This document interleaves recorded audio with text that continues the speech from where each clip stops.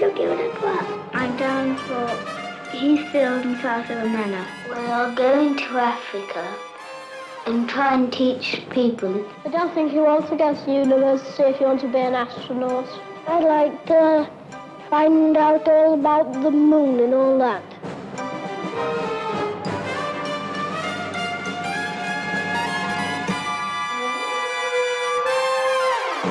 Is it important to fly? Yes.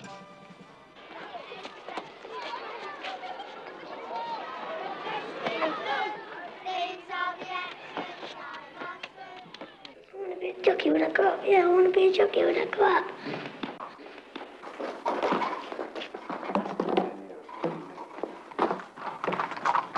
Tony was already an apprentice at Tommy Gosling's racing stables in Epsom when he left school at 15.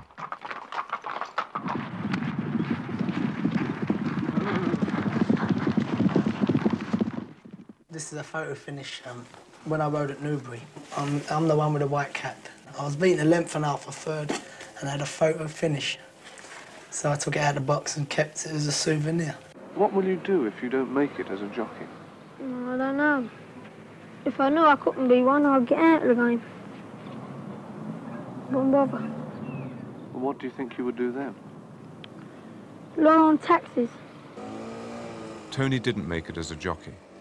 He had 3 races, wasn't placed, and gave it up. At 21, he was doing the knowledge, learning to be a London cabbie. I will be a cab driver, and I know I will. And I'm going to prove every person who thinks I can't be a cab driver wrong. I'm going to get that badge and I'm going to put it right in their face, just to tell them how wrong they can be and how underestimated I am. It's surprising who you pick up, you see. I once met Kojak, I picked him up, and Warren Mitchell, Alf Garnett, you know, and I said, oh, hello, Warren, how are you, mate? Good to see you. So he ends up saying, I want to go to Langan's Brasserie, you know, Stratton Street, Langan's. So I'm halfway there, I said, listen, I said, Warren, I said, it wouldn't be you if you don't sort of come out with Alf, you know. I mean, let's see how he's going, you know. So straight away, he's brought Alf Garnett to life in the back of my cab. So we're on the way to Langan's, you know. All I can hear is Alf Garnett, you know. It's the Labour government and you're lot up here. And when we get there, I said, like, thanks, Warren, terrific, mate. 180. So he gave me exactly 180. Listen, I said, I know you're Alf Garnett, I know you're having trouble, sort of like, I said, but I want you to become Warren Mitchell now, like, my tip's all like 20 odd pence or whatever. And he said, son, as in Alf Garnett still, you know Alf's doing bad at the moment, I can't afford it. He walks away, I'm like, you've done me like a kipper. What does it take to be a good cabbie? I think myself, happy-go-lucky character, and to take as much as what any other person couldn't take in a normal job, because it's a big world out there and everyone's a different character I pick up. Their attitudes, some of them, like the city gents, the typical Waterloo driver, please, in 5 minutes. I sort of say, hold on mate, I'll get my helicopter out of the boot. I love being a taxi driver, I like the outdoor life, the independence. There's no one to govern me to say, like, you've got to be in at a certain time. Sometimes on Saturday morning I go to the pictures. Sometimes with my friends, sometimes with him. You don't. I do. You don't. I don't ever see you. You go to different pictures. Have you got a girlfriend? Nope. Would you like to have a girlfriend? Nope. You understand 4 Fs? Find them, feed them, and forget them. With the other F, I'll let you use your own discrimination. I mean, this one, I tried to do the 3 Fs, but I couldn't forget her. I used to work in a pub just on a Friday nights, barmaiding. and then from there one night I went to a discotheque. He was in the pub earlier on, and that afterwards we went to a discotheque and Tony was staying there. And from there, that was it. Couldn't get rid of him. Be round honey, you know. And why did you fall in love with him? Don't know. I don't know how. I don't know how you put up with me for so long. I don't know. Sometimes I don't know how I stand him. But what is it that you love I like about his him? personality. It doesn't matter who it is, he don't change for nobody. There's only one ambition, and really, I want a baby son, and if I see my baby son, that is my ambition fulfilled. No one knows that, only you now.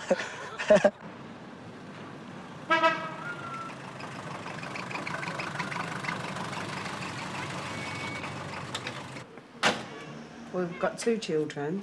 Nikki's 6.5, Jodie's 2.5, nearly 3, and I'm having another one in March. Who looks after them, or do you share it out?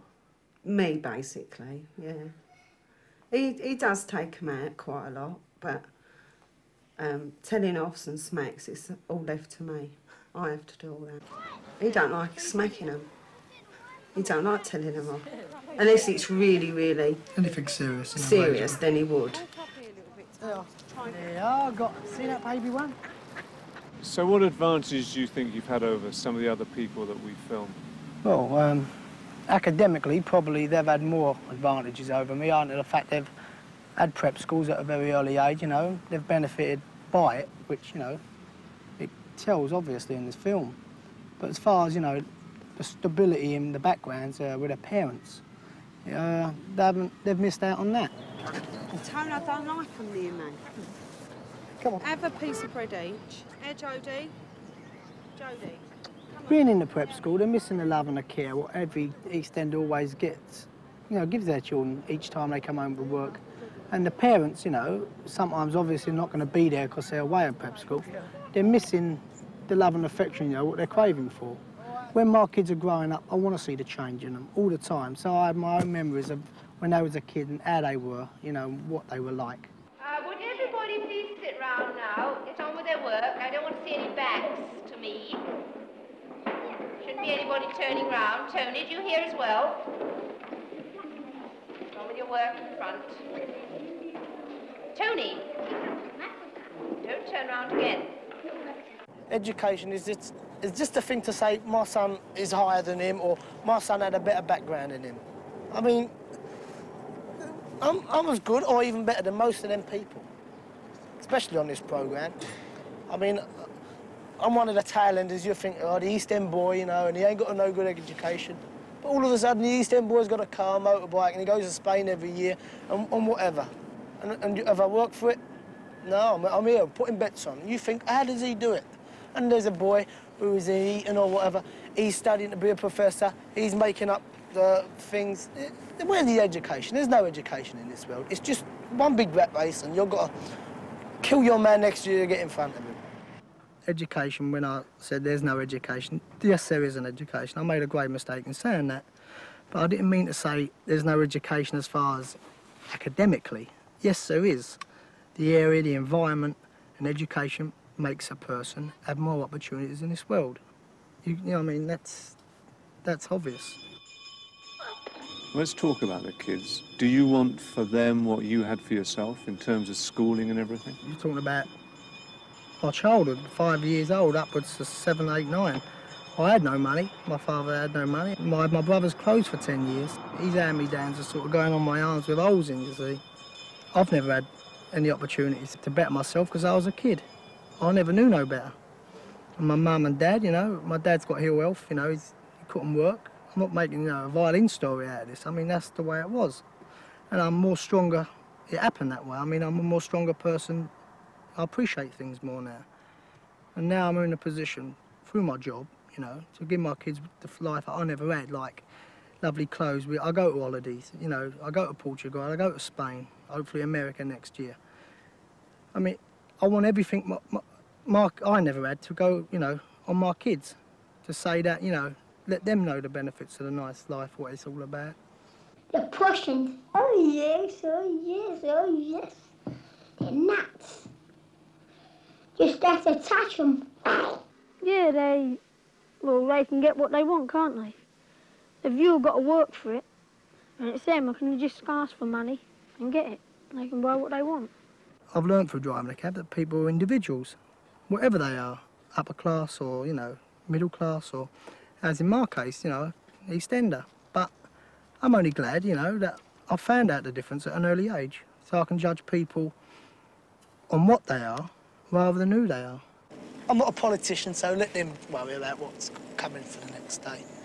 All I understand is dogs' prices, girls, knowledge, road, streets, squares, and mum and dad and love. That's all I understand, that's all I want to understand. Why the one cool the night? 4.5 50s, 40. At 21, he was earning a bit extra as a bookies runner at Hackney Wick. What do they call you here? I reckon a pest, something like that. I don't mean to make a nuisance of myself. I mean, it's for the other patrons of the place. I mean, they wouldn't want to see a little boy nipping between the feet, running, putting a bet on here for a face. You understand? They think, God, what's he doing? Is he mad? I mean, I walk up there and I order the teas. There could be 8 people in front of me. I just go, can I have a tea, please, 5 times. Tea, please, tea, please. And they've got to serve me before them to get rid of me. You understand? So that's how you got to do it. I'm in 2 golf societies, and each month, all the members of each society meet to play a game of golf. Oh. And who are the guys you play with? Well, they're mostly publicans or taxi drivers, you know. And we always end up, you know, having a small bet. Do you like the whole social side of it? Only with my mates, because on a golf course it becomes very snooty type, you know. I mean, I understand they've got to pay £400 a year membership.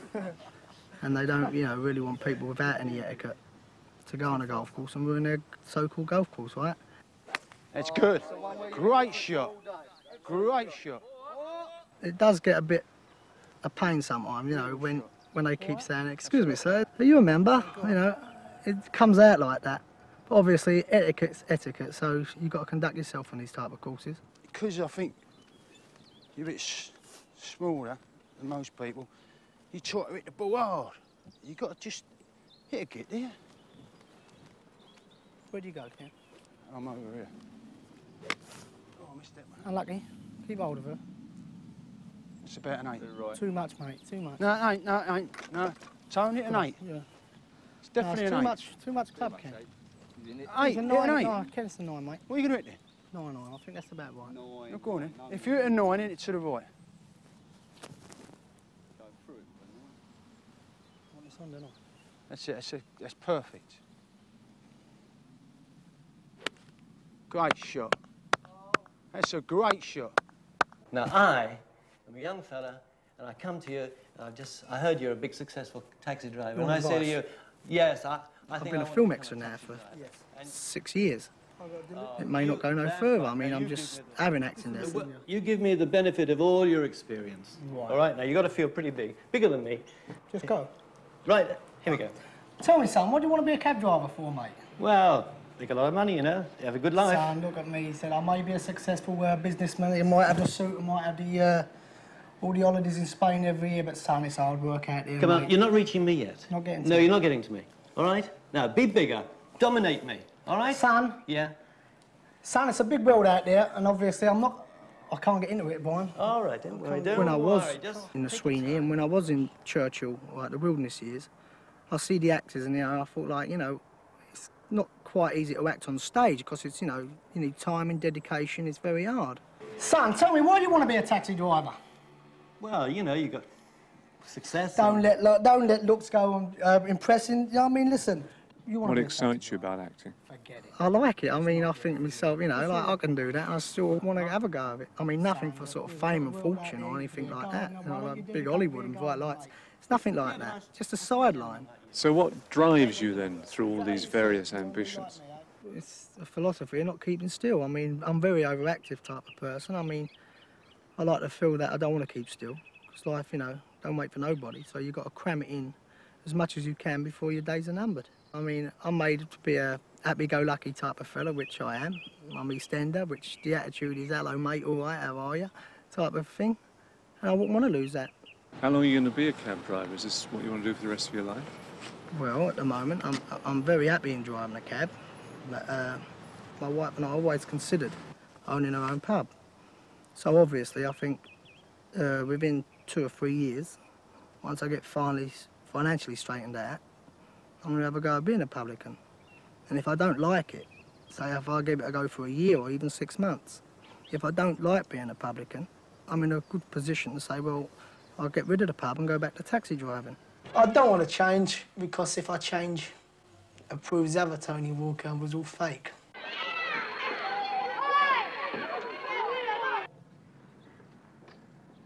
$55 to 20, Boris. What are the best times for you? No, two really. The best time was when the kid's first baby was born. The next one, obviously, Jodie. But my greatest fulfilment in life, when I rode at Kempton, in the same race as Lester Piggott, I was a naive, wet behind the ears apprentice. And the governor told me, "You've got to ride, son. Friday, you've got to lose X amount of weight," which I did, £8 in 4 days. And he says, like, I go in there and they're all there, you know. I'm part of it. All my years, from 7, all my ambition is fulfilled in one moment. When the long fella come out and I'm in with him, like, in the starters calling out to register the names. And you can sort of go like, Piggott, draw, 8, Walker, draw, sort of 10. And your idol, like, you're there and the big man's there, you know what I mean? Money in the whole world couldn't buy that proudest day of my life, which my ambition fulfilled to the highest level. And I eventually finished last, tailed off obviously, but it didn't make any difference to me. Just to be part of it, be with the man himself. Couldn't buy it. That was the proudest day of my whole life. Well, I'll go into Africa and try and teach people who are not civilised to be more or less good. No, I don't want to be a missionary because I just can't talk about it to people. You know, I'm interested in it myself, but I wouldn't be very good at it at all. Chris Awalabi. Yes, sir. Momin Ali. Yes, sir. Kaisal Mia. Yes, sir. Asker Ali. Yes, sir. Nazrul. Yes, sir. Sultan. Yes, sir. Abdul Kaya. I was working in an insurance company at the time, and I decided to go into teaching without any experience at all, and I didn't think they would allow somebody to walk in off the street into a classroom. 6 times 3 is 18, shared by 2 is 9, plus 7 is 16, so you put a 16 there. They were crying out for maths teachers. They interviewed me, they phoned me up the next day and said, would I like the job? I said yes. Within 5 weeks, I was in a classroom. They took one look at me and thought it was Christmas, I think. Okay, so once you're done, all right. What's the most enjoyable thing about teaching? Just being a part of a pupil's advancement and learning and watching them understand more and being more confident. Them getting some enjoyment and satisfaction from mathematics. After working in the city for 3 years, Bruce started teaching at Tony's old school in the East End of London. He lives in a local council flat, within walking distance of the school. Walden, let's have the present tense of that, sir. Vesto, vestas, vest. Vestat, vestamus, vestomatus, vestant. Yeah, speak up. They don't sort of enforce being upper class and things like that at St Paul's. You know, they suggest that you don't have long hair, and they do get it cut if, and they teach you to be reasonably well mannered, but not to sniff on the poorer people. When we filmed him at 21, Bruce was in his last year at Oxford reading maths. And by Eisenstein, you can show that this is irreducible. Then you do a transformation on this polynomial x equal to t plus 2. Good, that's a nice way of doing it, particularly using Eisenstein down here. His test is very powerful. Yes. 20, 21, 22, 23, 24. And to here, 25. Right, so if you think it costs you 25, now you're not going to... It's so different from your own education we are teaching now. Why? General education is better for society, I think. Public schools are divisive. That's with no statement about my education. My education was academically excellent, and I was very grateful for it. Do you understand the game? I think there is a class society, and I think public schools may help its continuance. So you're in the lead, you see, because DSE cabs has got profit of £2 and good B cabs has got no profit at all. Okay? Now can you explain that just to Abdul, because I want him to understand what it is. I don't know whether I said, right, I must do something which is against what I had been brought up to do or whatever. I don't know, I've just found something I find rewarding. I didn't agree with the Conservatives about what they were doing with the black people, you know, racial policy. Do you have to defend immigration to a lot of people in this area? Yes, I think you do, but those who